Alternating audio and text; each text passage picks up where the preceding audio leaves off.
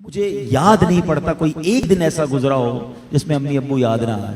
جس کے پاس ہیں پھر کیوں نہیں ان کی خدمت کرتے؟ یہ چلے جائیں گے تو پھر ملنے کے لیے قبرستان جانا پڑے گا, پھر قبر پر جا کر ان سے باتیں کرنی پڑیں گی, لیکن جواب نہیں آئے گا. تمہارے پاس ایک رحمت کا صاحبان ہے. اب تو سائنس بھی یہ کہتی ہے 5-6 سال کا بچہ اور 60 سال کا بوڑھا یہ برابر ہوتا ہے.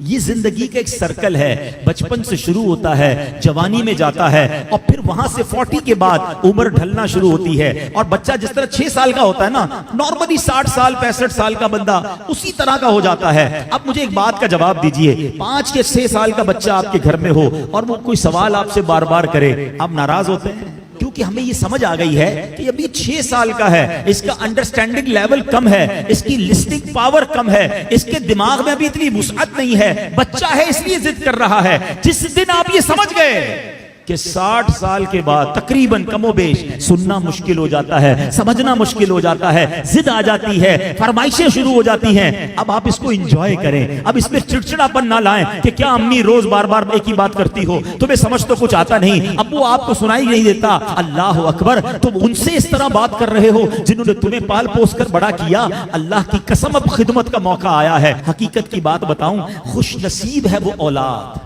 جس کو ماں باپ بڑھاپے میں ملے. ارے کئی ایسے ہیں جو ماں باپ کو بڑھاپے سے پہلے ہی کھو بیٹھے ہیں, اور خوش نصیب ہے وہ اولاد جس کو ماں باپ نے خدمت کا موقع دیا.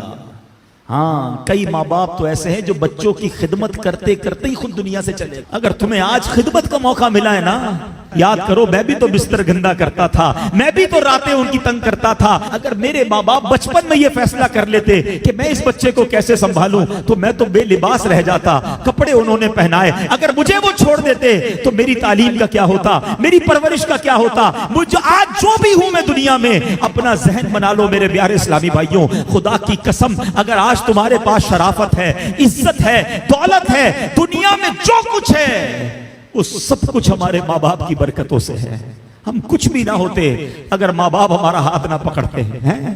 اور آج بوڑھے ماں باپ بوجھ لگتے ہیں, آج ان کی بیماری بری لگتی ہے. آج ماں باپ کو بچہ کہہ رہا ہے میں رات کو دوائی نہیں دلاتا, صبح لے جاؤں گا. اسی بچے کو آدھی رات کو اس کا دوست فون کرے, یار میری موٹر سائیکل خراب ہو گئی ہے, پریشان ہو گیا ہوں. ارے تیرے لیے جان حاضر, ابھی آتا ہوں. دوست کے لیے ٹائم ہے تمہارے پاس, ماں باپ کے لیے ٹائم نہیں ہے.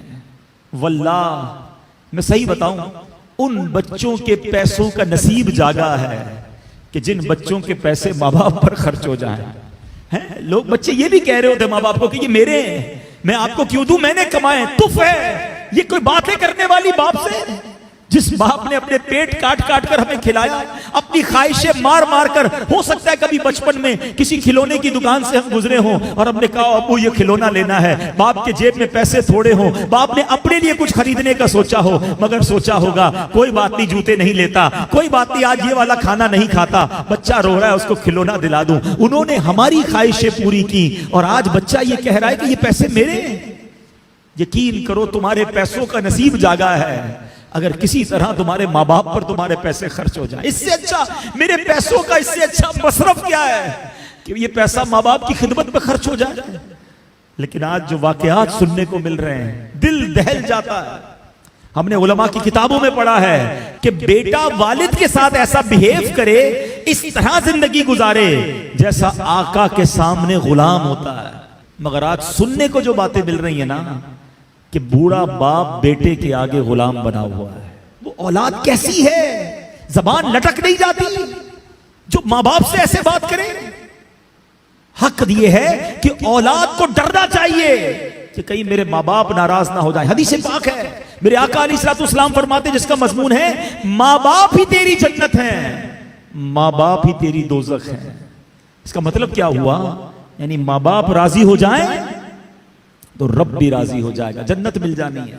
اور ماں باپ ناراض ہو گئے پھر نہیں کام آنی عبادتیں, دین کا کام کریں بہت اچھی بات ہے, مگر یہ دیکھ لو کہ ماں باپ راضی ہیں کہ نہیں. یہ بہت ضروری ہے. ہم بعض اوقات اس طرف سے چوک جاتے ہیں, یہ پہلا اسٹیپ ہے.